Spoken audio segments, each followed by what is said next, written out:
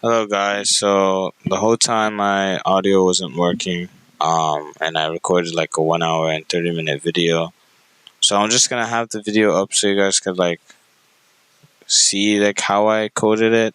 It'll be boring. I doubt any of you will watch it.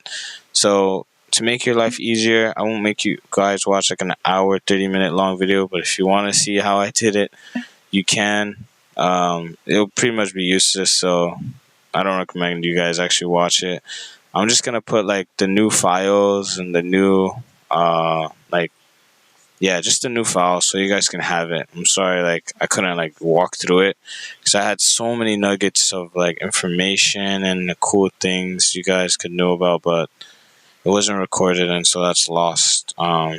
So I'm just gonna make sure that my mic actually works from now on before I start recording, and I'm going to just put new starter files so you guys can be like updated with where we're going.